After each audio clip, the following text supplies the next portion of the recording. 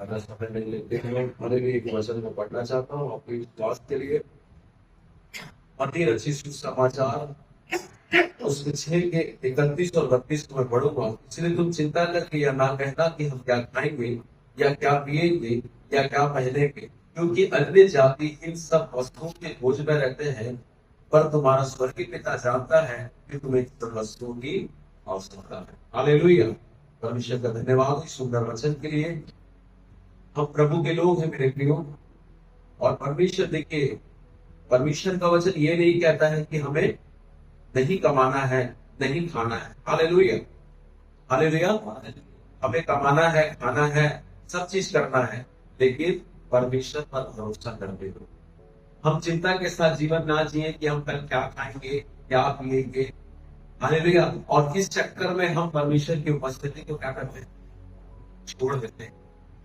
Hallelujah, hallelujah. इसलिए मेरे यहाँ पे क्या लिखा है, वहां पे लिखा है अन्य जाति। जब उसका नीचे हेडिंग में लिखा हुआ है कि जो चिंता करते हैं खाने पीने के विषय में, पहनना, ये सांसारिक लोग हैं। दिवाली है, अभी आने वाले त्योहार है, उसमें क्या पहनेंगे, क्या है, ये सारा चीज ये सांसारिक लोग हैं। हम आत्मिक लोगों को ये सब सोचने की आवश्यकता नहीं है। क्यों? कि हमारा चिंता करने वाला हमारा परमेश्वर। हालेलुया। इसलिए मेरे क्या लिखा है, क्योंकि अन्य जाति सब वस्तुओं की खोज में रहे, और तुम्हारा स्वर्गीय पिता जानता है कि तुम्हें क्या चाहिए। इसलिए मेरे प्रियो, हमें चिंता ना करेंगे। हालेलुया। लेकिन एक चीज है मेरे प्रियो, हम प्रार्थना करते हैं, सारी चीज करते हैं, उपवास, जैसे भी उपवास प्रार्थना होने वाला है नहीं दिखता, उसमें प्रभु भोज में सब बांटते हैं। हालेलुया। प्रभु भोज में देखिए, फसह का पर्व एक ऐसा पर्व था कि जब 7 दिन का था, मैं समझता हूँ जैसे मक्खू मेला में वहां पर लोग टेंट ले लेकर क्या करते हैं, इस मेला को 3-4 दिन मनाते हैं। वैसे ही इजरायली लोग अपने काम धाम को छोड़ करके अपने परिवार के साथ एक मेला को खरीद के अपने अपने हिसाब से उसको खरीद के उसको लाइन लगा करके ये याजक को देते थे। वो वहां पर मारता था और उस लहू को बेटी को देता था और एक तरफ से उस परिवार को देता था, और उसको लेकर के वो एक तंबू में परिवार के साथ उसको खाते थे, एक बलिदान चढ़ा।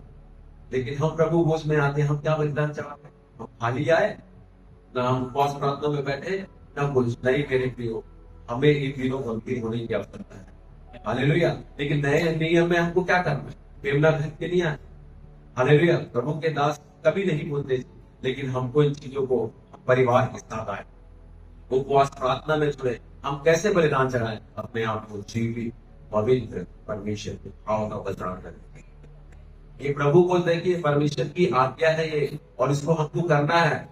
बाइबल में लिखा है, जो फसह का पर्व नहीं मानेगा उसको दंड मिलेगा, उसको देश से बाहर कर दिया जाएगा।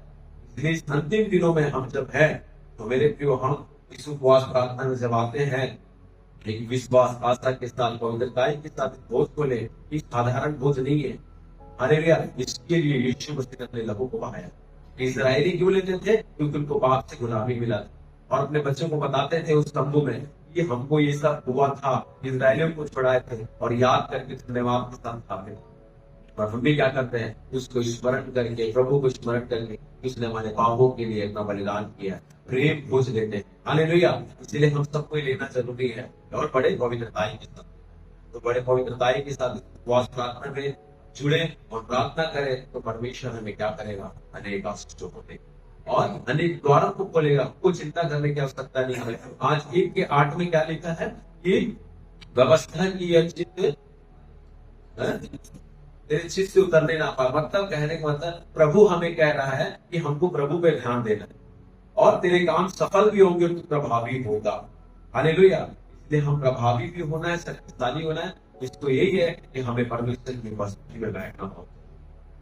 हम अन्य जाति लोग नहीं है, हम संसारिक लोग नहीं है, हम परमेश्वर की संतान हैं। ये हमें जानने के, प्रभु इस वचन से